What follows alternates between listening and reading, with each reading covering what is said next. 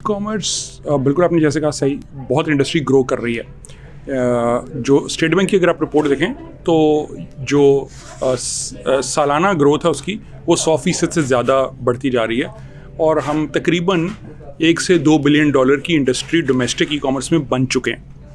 अब इसको further grow करने के लिए और ये जो 1-2 बिलियन डॉलर अभी तक इंडस्ट्री सालाना बनी है, ये अगर आप कंपैरिजन में देखें तो जो पूरे पाकिस्तान में दुकानों के ऊपर चीज़ें बिकती हैं ये उसका 1% है। तो ये अगर 99% अभी भी ऑफलाइन बिक रहा है तो इसको ऑनलाइन जाने के लिए अभी बहुत ग्रोथ की अपॉर्चुनिटी है। उस ग्रोथ को देखते हुए हुकूमत पाकिस्तान ने अक्टूबर 2019 में ई कॉमर्स की पॉलिसी बनाई जो कि कैबिनेट ने अप्रूव की और उसके बाद से उसके एक्शन आइटम्स पे काम हो रहा है। उन एक्शन आइटम्स में सबसे अच्छी बात ये की है हुकूमत पाकिस्तान ने मिनिस्ट्री ऑफ कॉमर्स की तरफ से कि बहुत ओपन मल्टी स्टेक होल्डर जो है उसके ऊपर कंसल्टेशंस हुई हैं। उसमें हम लोग as PASHA which is Pakistan software houses association, हम लोग हुकूमत के साथ मिल के और प्राइवेट सेक्टर के सारे बाकी इदारों के साथ मिलकर हम उनको समराइज़ कर दे रहे हैं कि एक्चुअल ई कॉमर्स बिजनेसेस की क्या ज़रूरियात हैं, क्या चीज़ें हैं जो पुरानी पॉलिसीज़ हैं या रेगुलेशंस हैं जिनमें इम्प्रूवमेंट लाने की ज़रूरत है, क्या है जो मिसिंग है जो नई क्रिएट करने की ज़रूरत है। तो हम उन सब चीज़ों को कोशिश कर रहे हैं कि एक एक तरफ प्रायोरिटाइज़ करके उनको ठीक करने की कोशिश करें। कुछ चीज़ें आपको बता देता हूँ। इस ई कॉमर्स पॉलिसी में एक और बड़ी 4 मेन इंपॉर्टेंट चीज़ें इसमें। एक, फ्रीलांसर्स बहुत इंपॉर्टेंट है, एक्सपोर्टर्स बहुत इंपॉर्टेंट है, एसएमईज एंड विमेन एंटरप्रेन्योर्स, इन चारों में बहुत फोकस है।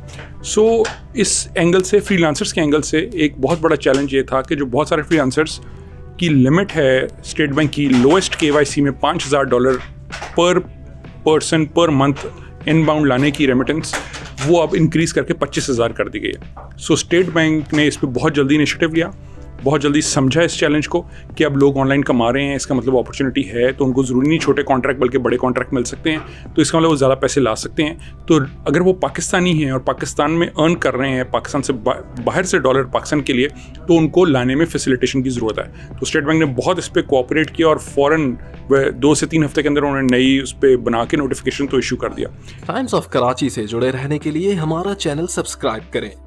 हमारी वीडियोस को सबसे पहले देखने और बाखबर रहने के लिए बेल आइकन पर क्लिक करना ना भूलें। इसी तरह एक और अभी नोटिफिकेशन पे स्टेट बैंक के साथ काम किया, उन्होंने उस पर भी बहुत अच्छा हमें सपोर्ट किया, जिसमें हमने देखा कि जो स्मॉल पैकेट माइक्रो एक्सपोर्ट्स हैं, स्मॉल पैकेट माइक्रो एक्सपोर्ट्स, वो बाहर मुल्क से बाहर जाना B2B केस एग्जिस्ट करता था, B2C यूज़ केस नहीं एग्जिस्ट करता था। तो अगर आप चाहते हैं कि आपने कुछ भी बनाया और आप चाहते हैं मुल्क से बाहर 1 या 2 पीस बाहर भेज जाएं और वो एक्सपोर्ट कंसिडर हो और आप उस पर बेनिफिट्स ले सकते हैं एक्सपोर्ट के, उसके लिए पूरी रेगुलेशन बन गई है।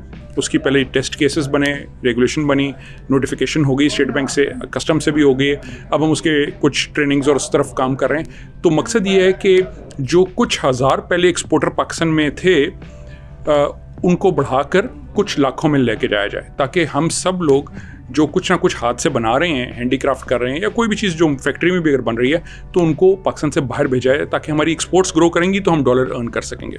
और ई कॉमर्स वो अपॉर्चुनिटी लाता है। खाली कंटेनर लोड भेजने की ज़रूरत नहीं, छोटा ऑर्डर भी तो हम भेजें। तो उसके लिए पहला काम था कि हम चीज़ बाहर भेज सकें लीगली प्रॉपरली एज एक्सपोर्ट। अब उसके लिए पेमेंट्स रिसीव करने का भी एक चैलेंज है, फिर उस चीज़ को बाहर जो भेजना है उसकी कॉस्ट का भी एक चैलेंज। तो हम इन सब एलिमेंट्स और पूरी value chain of e commerce पे काम कर रहे हैं, एक एक चीज़ को आइडेंटिफाई करके कि डिजिटल पेमेंट्स कैसे सॉल्व होनी है, लॉजिस्टिक्स कैसे होंगे, taxation, consumer protection, merchant protection, international connectivity वगैरह वगैरह, ताकि जितनी भी ज़रूरियात हैं ई कॉमर्स इंडस्ट्री की उनको समझा जाए इंडस्ट्री से, जो उनकी ज़रूरियात हैं। ये नहीं कि जो हम समझते हैं या कोई और समझता है, उसको कंसोलिडेट किया जाए मिनिस्ट्री के साथ, जो कि हम सब की रिप्रेजेंटेटिव है, उनके साथ बैठ के उनको समझा के लॉजिक उसका इम्पैक्ट दिखाकर उसको हम एग्जीक्यूशन की तरफ लेके जाएं। तो अल्हम्दुलिल्लाह we see very reasonable progress and even though covid था बीच में और ये सब प्रॉब्लम्स रहे, बट वर्चुअली काम होता रहा। और बहुत खुशी की बात है कि मिनिस्ट्री ने बहुत सपोर्ट किया, जूम कॉल्स पे, वीडियो कॉल्स पे, we have been able to consolidate, coordinate, और हमने काम पूरा किया। तो this is what is happening on the e commerce and I think अगले 1-2 साल के अंदर, बल्कि इस साल के अंदर आप देखेंगे और बहुत सारी फास्ट ट्रैक होगी प्रोग्रेस इंशाल्लाह। देखें तो हर हुकूमत ने अपनी दफ़ा कोशिश की है, मगर थोड़ा सा एक फ़ायदा इस हुकूमत का ये है कि ये हुकूमत सोशल मीडिया से ही इन्होंने अपना मोमेंटम गेन किया और यूथ को एंगेज किया। तो ये ज़्यादा वैल्यू समझते हैं डिजिटल मीडिया की, और और उसकी वसातत से ये फ़ायदा हुआ कि जो जितना भी हम डिजिटल पे या काम करना चाह रहे हैं वो बाकी हुकूमती इदारे भी अब अच्छी तरह समझ रहे हैं। आई थिंक मसला ये नहीं है कि लोग समझते नहीं हैं, मगर कुछ ऐसी चेंजेस लाने में टाइम लगता है कि उसके लिए पहले इंडस्ट्री को मिल के काम करने की ज़रूरत हो। असल में सारे स्टेक होल्डर्स अगर मिल के काम करें तो कोई भी चीज़ ऐसी नहीं है जो नहीं हो सकती है, सिर्फ एफर्ट करने की है, टाइम चाहिए और उस वक्त को जो निकाल के अगर कर लें तो हमारी कोशिश ये है कि जिस पेस पे भी काम आता रहा है उसको फर्दर फास्ट ट्रैक करें और जितनी जल्दी एग्जीक्यूशन में ला सकते हैं, ताकि जो मकसद है पाकिस्तान का कि हमारी एक्सपोर्ट्स बढ़े, ताकि हमारा इंपोर्ट का बिल कम हो और हम बैलेंस ऑफ पेमेंट्स बेहतर ला सकें, ताकि हम अपने पाँव पर एज मुल्क खड़े हो सकें। तो ई कॉमर्स और IT एक्सपोर्ट्स ये दो ऐसी चीज़ें हैं जो बहुत फास्ट ट्रैक कर सकती हैं और एक ही हुकूमत के टेन्योर के अंदर आप चेंज को देख सकते हैं कि पाकिस्तान में बेहतरी आई है।